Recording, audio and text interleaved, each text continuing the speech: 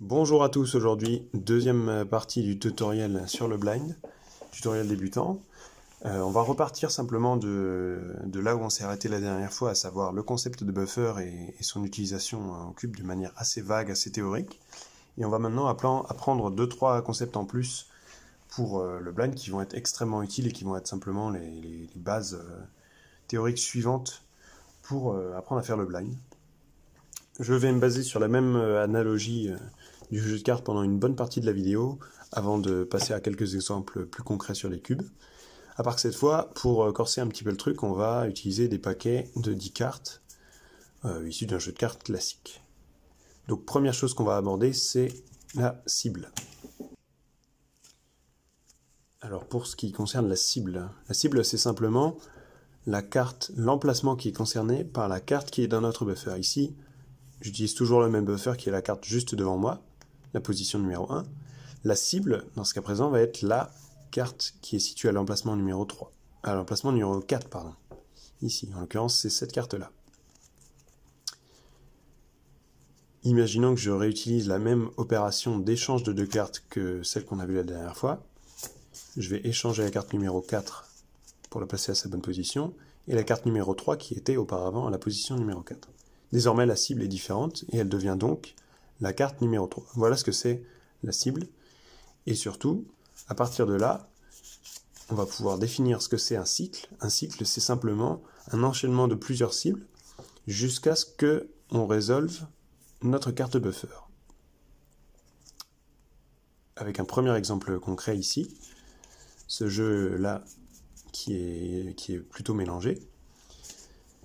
Ce qu'on va essayer de faire maintenant, c'est tracer le cycle dans son intégralité, et on va essayer de voir si, en l'occurrence, on a bien un seul cycle dans ce jeu de cartes. Je m'explique. La première cible ici, c'est la carte qui est située à l'heure actuelle sur le buffer, c'est la carte numéro 4, comme je vous l'ai indiqué juste avant.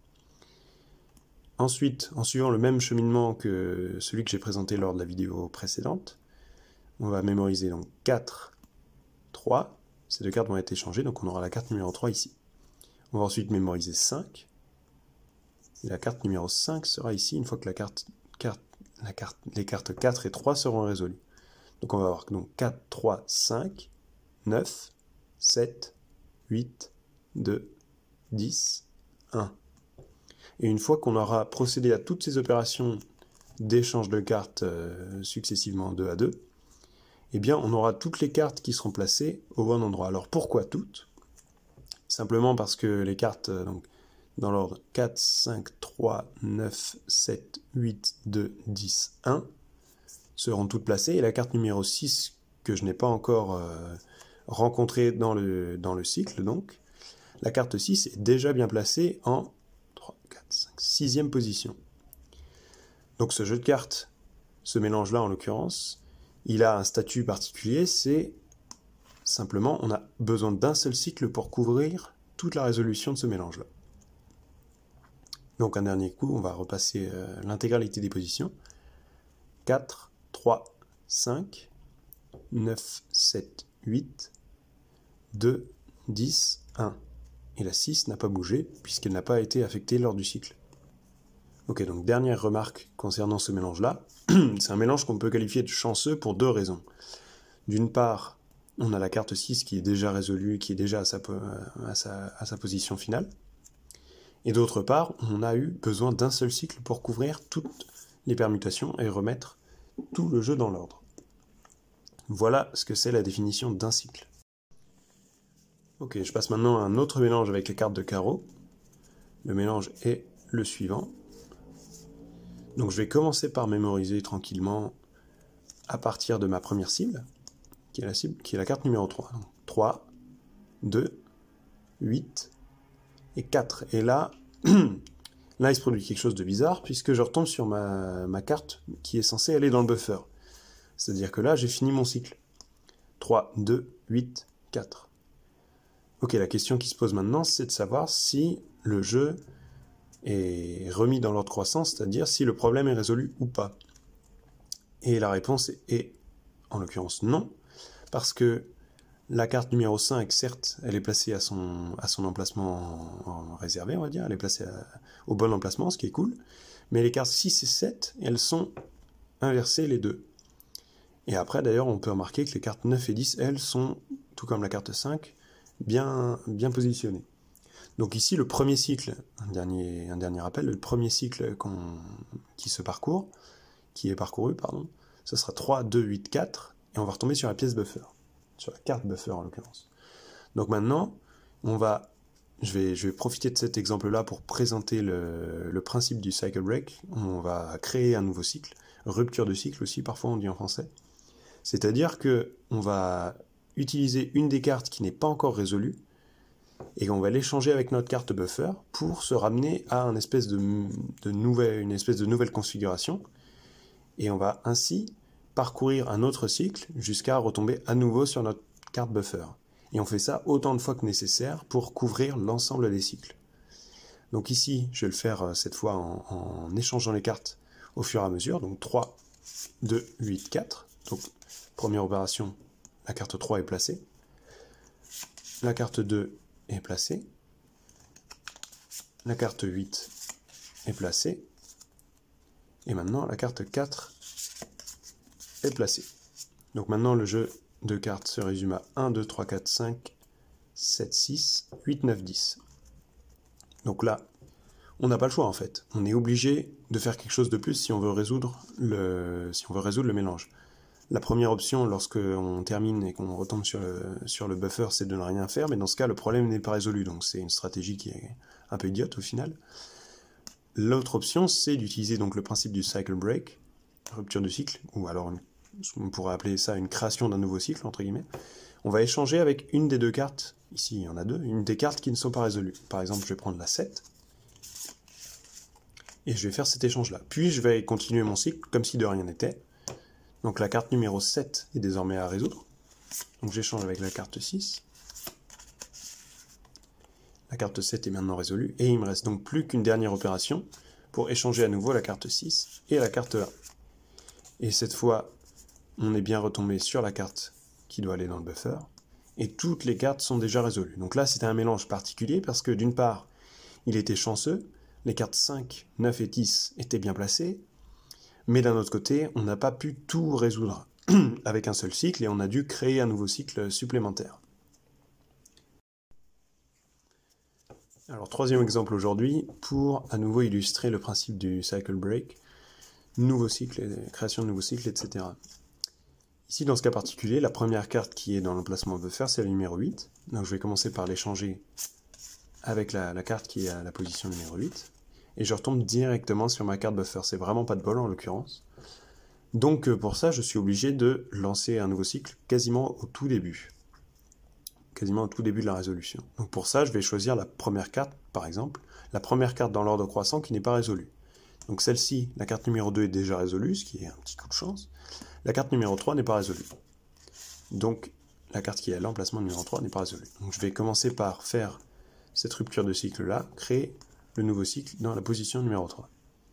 Et ensuite, si je trace simplement à l'oral pour l'instant les cartes dans l'ordre, je vais avoir donc 10, 5, 6, 9, 7, 4, 3. Donc là, je vais pouvoir les faire une par une, donc 10, 5, 1, 2, 3, 4, 5, c'est celle-ci, 6,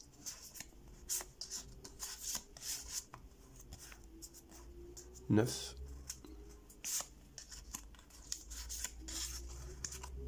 7, 4 et 3. Et voilà que le jeu est déjà trié. Donc ici, c'était une petite illustration pour montrer que même si on a un cycle break dès le début, on peut très bien en fait résoudre le tout suite à un seul cycle à la suite. Et en l'occurrence, ça peut être une bonne stratégie d'envoyer toujours à la première carte non résolue. C'est une stratégie qui peut s'utiliser pour un cube également. Donc un dernier exemple avec le jeu de trèfle cette fois, pour un truc un petit peu plus corsé, mais vraiment pas beaucoup plus. C'est pour illustrer à nouveau les cycle breaks. Donc premier cycle, carte numéro 4, donc 4, 10, je retombe sur le buffer. Donc la première réflexe, je vais envoyer, entre guillemets, je vais échanger la carte buffer avec la première carte non résolue sur mon jeu. Donc ici, c'est la carte numéro 2. Donc 2, 9, 5, 2.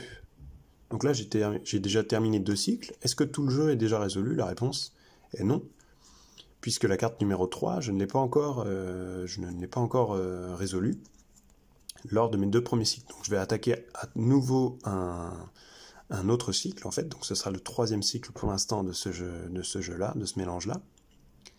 Donc 3, 7, 6, 8 et 3. Et là, pour le coup, en ayant donc l'ensemble de ces 3 cycles mis bout à bout, l'ensemble du jeu va être résolu. Donc là, je vais vous faire la démonstration à vitesse plus ou moins réelle. Donc le 4, le 10.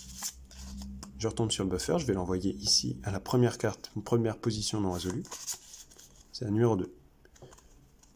Le 9, le 5. Et le 2.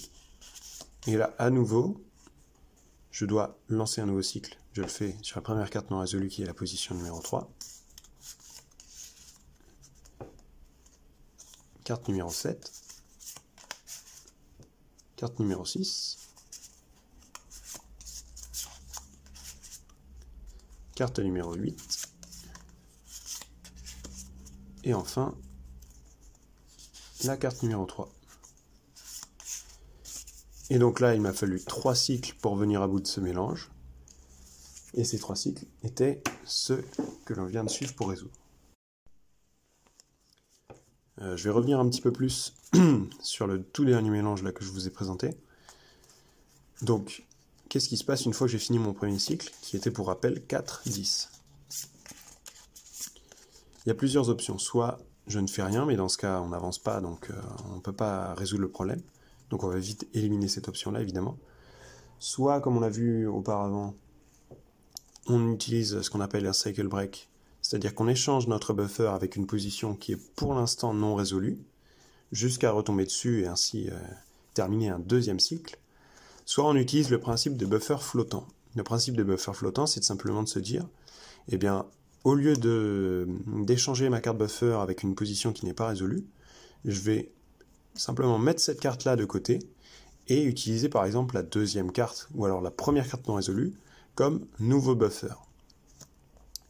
Typiquement, c'est ce que je vais faire ici avec cet exemple-là. Ici, ma nouvelle carte, ma nouvelle position buffer contient la carte numéro 9. Donc je vais mémoriser simplement 9, 5. Et là, je vais retomber directement sur la carte numéro 2 qui est celle à cet emplacement-là. Démonstration.